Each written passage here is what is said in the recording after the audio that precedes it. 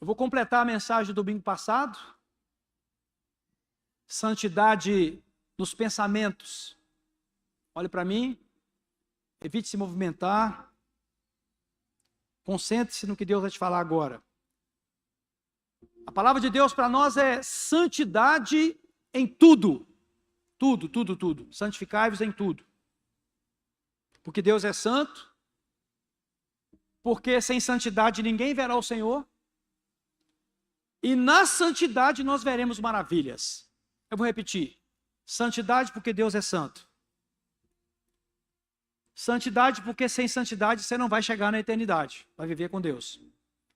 Santidade porque com santidade nós vamos continuar vendo maravilhas em nosso meio. Esses milagres que Deus está fazendo não são em vão não, viu, irmãos? Não são à toa também não. Há uma busca. Há uma busca. Não tem nenhum pedido que chega nessa comunidade que ele não tem resposta. Nenhum. Todos têm resposta. O Senhor tem respondido nossas orações. Os nossos pensamentos, gente, e os que estão pensando nesta noite, são todos aqueles que estão vivos. Os nossos pensamentos são a primeira coisa que deve ser transformada em nós depois que nós nascemos de novo. Depois que nós nascemos de novo, os nossos pensamentos são a primeira coisa que precisa ser transformada na nossa vida. E eu quero te mostrar isso nas Escrituras. O texto diz assim, ó, na NVT, Sofia, pode ir colocando para poder sair na live. E eu peço ao pessoal da mídia que corrija aquele problema do texto sair sozinho na tela. Coloca uma câmera aí. Faz a mudança rapidinho aí. Embora sejamos humanos, não lutamos conforme os padrões humanos. Usamos as armas poderosas de Deus e não as armas do mundo para derrubar as fortalezas do raciocínio humano e acabar com os falsos argumentos. E o texto continua. Destruímos todas as opiniões arrogantes que impedem as pessoas de conhecer a Deus. Levamos cativo todo pensamento rebelde e o ensinamos a obedecer a Cristo. Eu vou resumir esse texto pegando o final dele. O apóstolo Paulo está dizendo que nós devemos levar nossos pensamentos cativos a Cristo. O que é isso? É eu dizer para mim mesmo, eu vou parar de pensar essas coisas que não são de Deus, e eu vou pensar as coisas de Deus. Eu quero pensar as coisas de Deus. Eu não quero esses pensamentos imorais, eu não quero esses pensamentos vingativos, eu não quero esses pensamentos derrotistas, eu não quero esses pensamentos que destroem a minha identidade, eu não quero. Eu vou levar o meu pensamento cativo a Cristo. Eu vou pensar como Deus pensa. Eu quero os pensamentos de Deus na minha vida. É isso que Paulo está dizendo aqui. Num texto mais complexo, esses 3 versículos aqui dão uma pregação. Se fizermos de forma de exegese do texto, nós podemos pregar mais de 1 hora sobre isso aqui. Mas não é o ponto principal. O ponto principal aqui é eu te dizer que depois da conversão, depois que você nasce de novo, que você entrega a sua vida a Cristo, algum obreiro tome a sua providência que tem que tomar, por favor. Depois que você entrega a sua vida a Cristo, a primeira coisa que tem que acontecer é a transformação da sua maneira de pensar. A transformação dos pensamentos. Nós não podemos continuar pensando como o velho homem pensava. O texto tem várias colocações sobre esses pensamentos. São pensamentos arrogantes, são pensamentos de revolta, são pensamentos inadequados. O cristão precisa pensar, de acordo com a palavra de Deus, pensar como Deus pensa. Gente, isso é muito sério. Porque talvez não, vou tirar o talvez, com muita certeza, O mundo não está vendo Deus em uma quantidade grande de pessoas que professam fé em Cristo. Por quê? Porque elas pensam e agem. Porque do jeito que você pensa, você age. Elas pensam e agem como o ímpio pensa, como o descrente pensa. Elas não pensam como Deus pensa. Elas estão nas igrejas, estão nos bancos das igrejas, mas elas, no seu dia a dia, elas não pensam com os pensamentos de Deus. Pensam com os pensamentos carnais, com os pensamentos humanos. E nós precisamos receber os pensamentos de Deus, assimilar os pensamentos de Deus, pensar os pensamentos de Deus a respeito de tudo. O modo como Deus vê as coisas é muito diferente do modo como você vê. Deus não vê como o homem vê. Então, os nossos pensamentos precisam sofrer uma transformação completa. Na verdade, aqui em Romanos, no capítulo de número 12, um texto muito conhecido, fala assim, ó, irmãos, suplico-lhes, olha o que está escrito, que entreguem seu corpo a Deus, por causa de tudo que Ele fez por vocês. Que seja um sacrifício vivo e santo, do tipo que Deus considera agradável. Essa é a verdadeira forma de adorá-lo. Mas olha o que ele fala agora. Não imitem o comportamento e os costumes deste mundo. Mas olha só, deixem que Deus os transforme por meio de uma mudança do seu modo de pensar.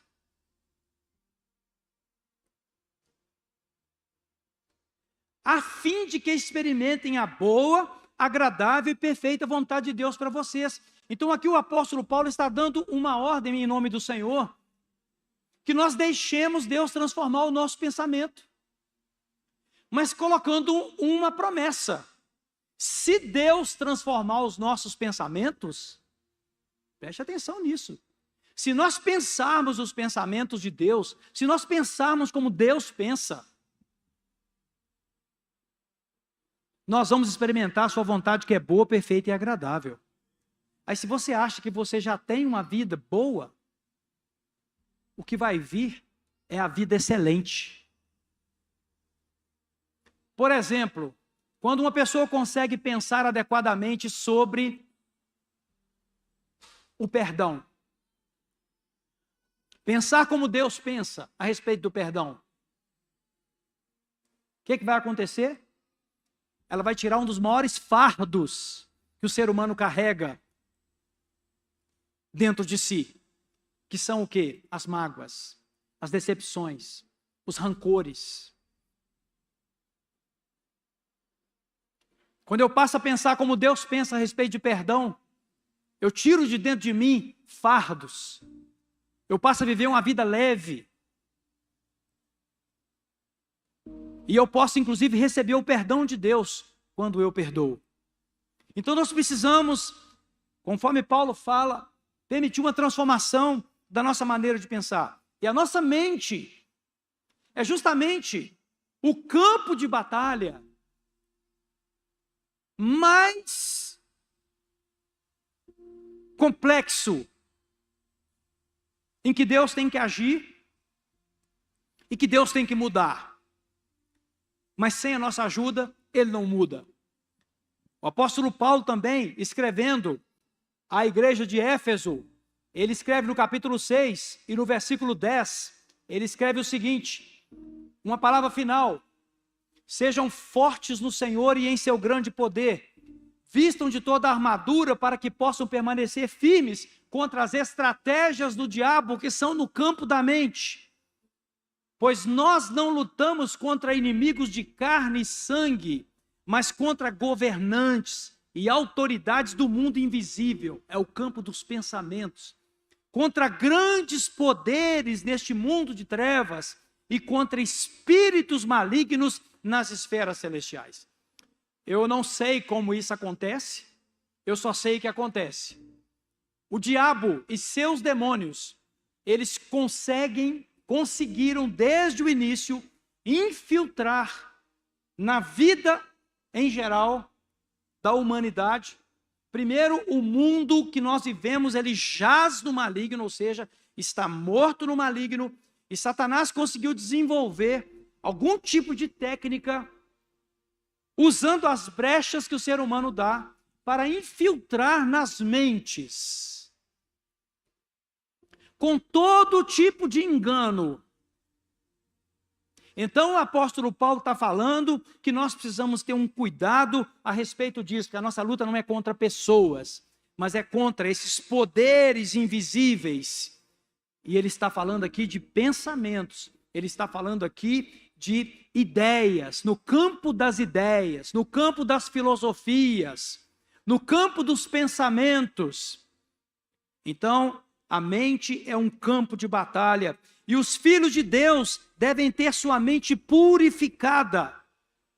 Os filhos de Deus precisam passar por um processo purificador na sua mente, e Deus nos dá todas as condições para que haja essa purificação.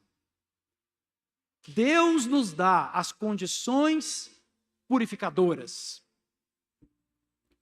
O que é um pensamento impuro? O que é um pensamento impuro? Pensamento impuro, segundo a Bíblia, é tudo aquilo que quebra, que desobedece, que é contra o que Deus diz para nós. Tudo que você pensa que é contra o que Deus pensa, é um pensamento impuro. Vou te dar alguns exemplos. O desejo de vingança. O medo, falamos disso domingo passado. Nenhum filho de Deus deveria aceitar a ação do medo em sua vida, exceto aquele medo que pode ser comparado com prudência. O medo prudência é aquele medo que faz com que você não pule de um lugar alto. Mas o medo de servir a Deus, o medo de orar, o medo de expressar-se, o medo de testemunhar, o medo de avançar, o medo de galgar os lugares que Deus te colocou, tem para você, aliás, este medo, o medo do futuro, o medo da morte. Este medo não deveria continuar na vida dos filhos de Deus. Se o medo continua na vida de um filho de Deus, a Bíblia diz que essa pessoa não foi aperfeiçoada no amor de Deus ainda. Porque o medo produz tormento. E o amor não atormenta ninguém. Deus é amor. Julgamentos são pensamentos que Deus reprova. Não julgueis para que não sejais julgados. Preconceitos contra todo tipo, né, gente? Classes sociais, cor, condição intelectual. Esses preconceitos, a Bíblia diz que Deus não discrimina ninguém, Ele não faz acepção de pessoas, né? A inveja, a ganância, o adultério, o egoísmo, a ansiedade, todos esses pensamentos são contrários à vontade de Deus. Então esses pensamentos são impuros. E em Efésios, ainda, no capítulo 4, a palavra diz no versículo 17 o seguinte: assim, eu lhes digo com uma autoridade do Senhor, não vivam mais como os gentios. Olha isso, gente. Levados por pensamentos vazios e inúteis. Olha o texto. A mente deles será mergulhada na escuridão. Andam sem rumo, alienados da vida que Deus dá, pois são ignorantes e endurecem o coração para Ele. E o texto ainda continua. Tornaram-se insensíveis, vivem em função dos prazeres sensuais e praticam avidamente toda espécie de impureza.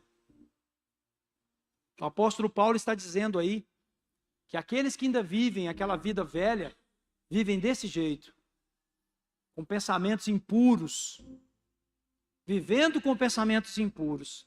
A pergunta nessa noite é como é que os filhos de Deus terão pensamentos puros? Especialmente hoje eu quero falar sobre na área da sexualidade.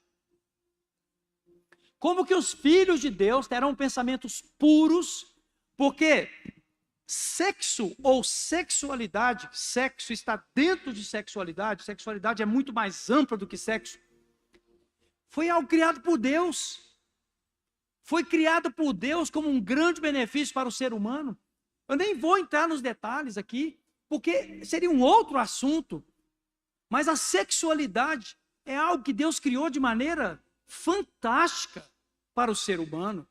É algo assim que nunca deveria ter sido desvirtuado.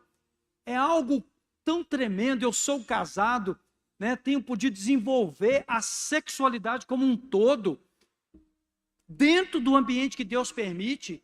Meu Deus, como isso é importante, como isso é bom, como isso é prazeroso. Resulta também na procriação. A sexualidade foi algo assim, tremendamente inteligente da parte de Deus, para criar vínculo entre um homem e uma mulher. Coisa fantástica, né? Mas tem havido muita coisa errada, no nível dos pensamentos principalmente, na vida de muitos filhos de Deus, que não conseguem ter um domínio dessa área em suas vidas. Sexualidade é um conjunto de comportamentos, né, que se referem à satisfação do prazer sexual, da reprodução e dos vínculos. A sexualidade, ela é muito mais ampla que o próprio sexo em si, mas até mesmo além do sexo, as pessoas estão tendo, né, muitos, até filhos de Deus, pensamentos muito impuros no tocante à sexualidade. Para muitas pessoas, essa área tem sido um grande problema. Preste atenção agora. Atenção, você que está aqui, que é um ser humano normal, que é um ser humano com a vida, com a sexualidade que Deus implantou em você. Os pensamentos impuros estão resultando em atitudes impuras. E isso tem causado um estrago muito grande na fé, na convivência, nos ministérios, no avanço da obra de Deus. Os filhos de Deus precisam ser purificados nessa área também. Pode falar amém, sem vergonha. Porque essa área é delicada, né? Quando começa a falar disso, as pessoas começam a ficar um pouco assim. O pastor vai abordar isso na igreja. A igreja é o lugar de abordar tudo. Tudo, tudo, tudo. Entre os 10 mandamentos, presta atenção como é que Deus considera isso importante. Entre os 10 mandamentos, gente, 20%, estão diretamente relacionados à questão da sexualidade. Não adulterarás e não cobiçarás a mulher do teu próximo. São 2 de 10. É muito, é um percentual muito alto. Só que quando eu fui ler os outros 8, todos os outros 8 também têm componentes que estão ligados à sexualidade. Não roubarás. Alguém fala, mas como? Quando você vai ver, o roubo está associado à prostituição. Não terás outros deuses diante de você. Quando você vai ver, a pessoa tem uma vida que endeusa a pornografia, o sexo depravado, a pessoa endeusa aquilo, ou endeusa aquilo. Então, tudo está relacionado. Na verdade, estudiosos, né, cientistas, especialmente o famoso Freud, né, citado aí por muitos, até sem muito conhecimento de causa, mas eu estava lendo o que Freud escreveu sobre a sexualidade. Simplesmente, para aquele homem, o sexo determina tudo na vida de uma pessoa. Tudo. Tudo. Se você for lá estudar um pouquinho, você vai ver que aquele homem, né, que até onde eu sei, foi um pensador que deixou uma teoria muito, né, poderosa, mas você vê direitinho como que as pessoas sabem que essa área da sexualidade é forte, através dos ensinos que este homem deixou para o legado que ele deixou, né? Não estou dizendo aqui que se é sim ou se é não, só estou dizendo que foi um cientista que se preocupou com isso, né? De maneira muito contundente. Outra coisa, as mídias, nós falamos sobre redes sociais, nós sabemos que as mídias, todas elas, utilizam a sensualidade e a sexualidade para vender os produtos, para atrair as pessoas.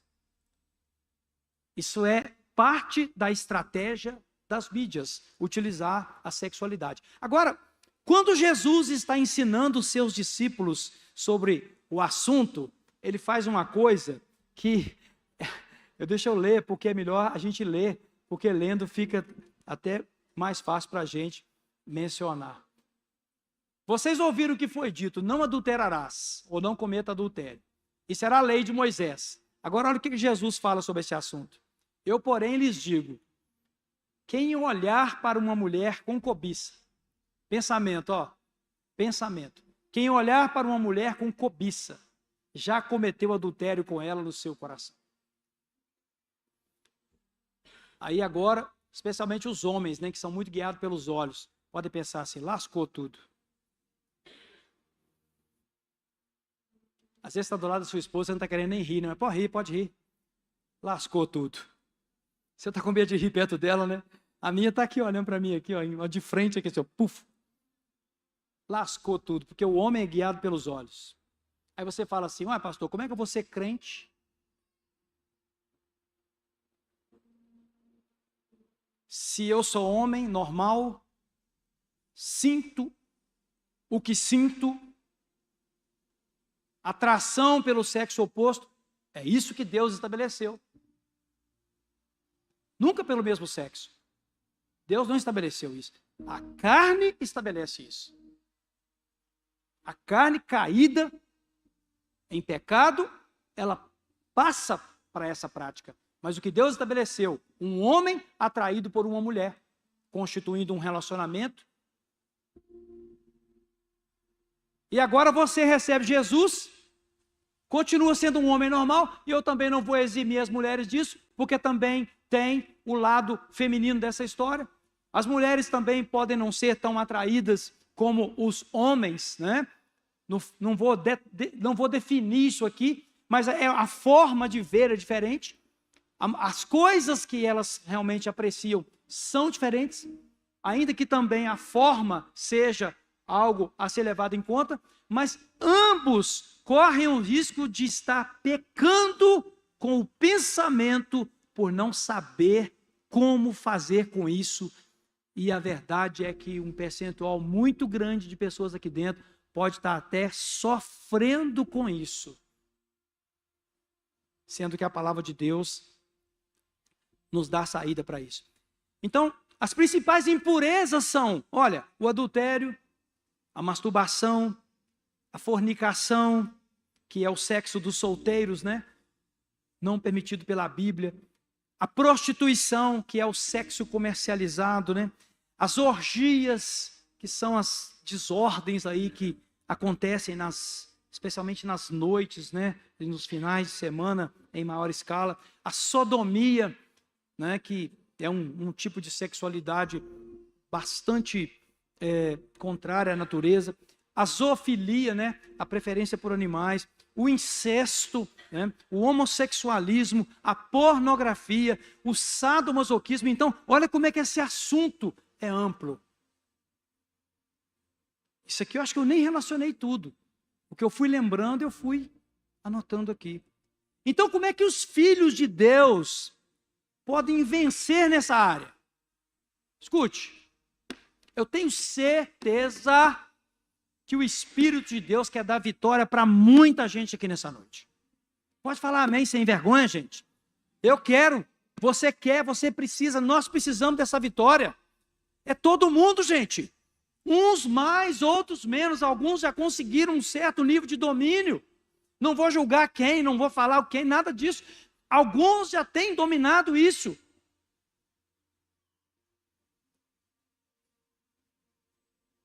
Como é que os filhos de Deus, será que Deus pediria a você santidade nessa área, sabendo do peso dessa área para você e para qualquer um de nós?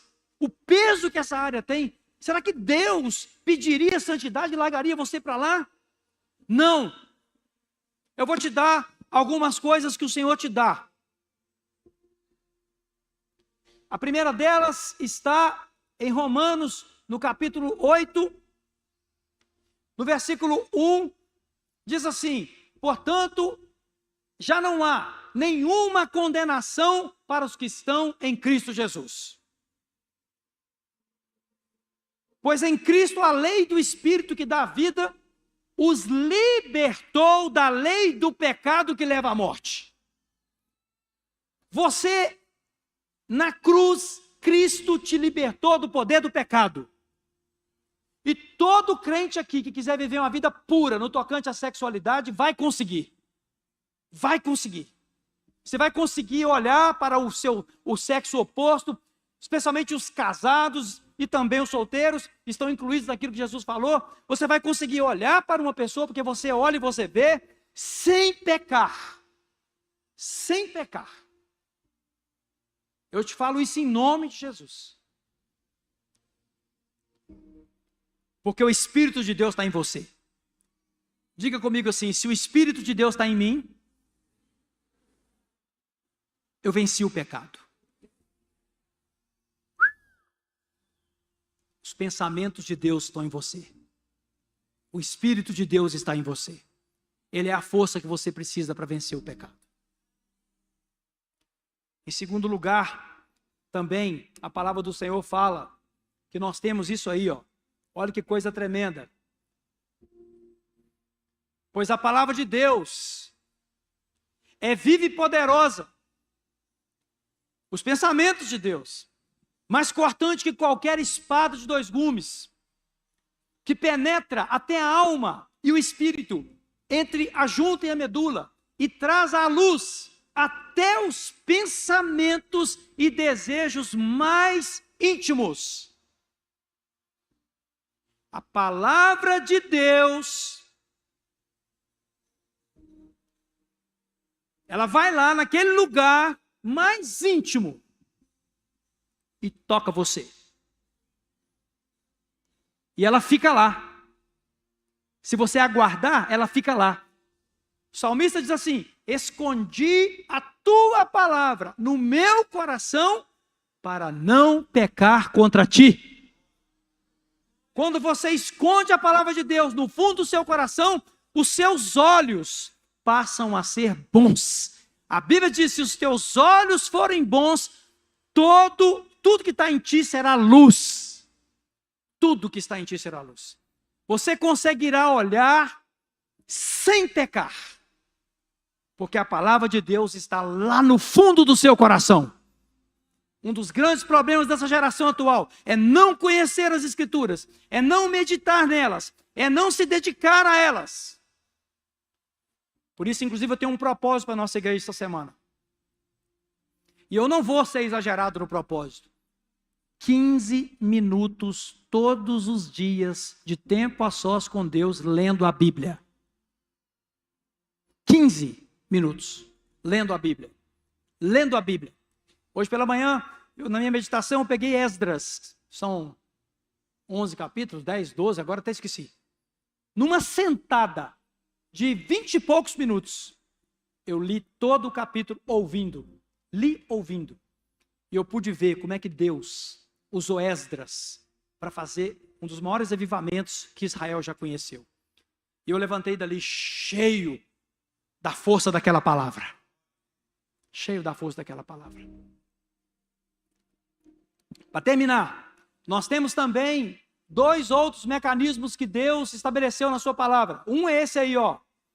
Ó, leia comigo, leia comigo. Mas, gente, de novo, no 3, 1, 2, 3. Mas, se confessarmos os nossos pecados, Ele é fiel e justo para perdoar nossos pecados e nos purificar de todo pensamento errado. O pensamento errado é aquilo que é injusto. Está fora da justiça de Deus. E aí vem essa coisa aqui, ó. Ah, Jesus, isso aqui é tremendo. Isso aqui, alguns vão precisar fazer de maneira bem contundente. Portanto, confessem seus pecados a quem? E orem para ser o quê, gente? Essa palavra curada aí tem a ver com liberto, tá? Libertos. Libertos.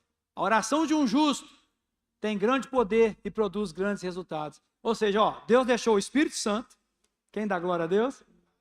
Deus deixou a palavra dele. Quem diz aleluia aí?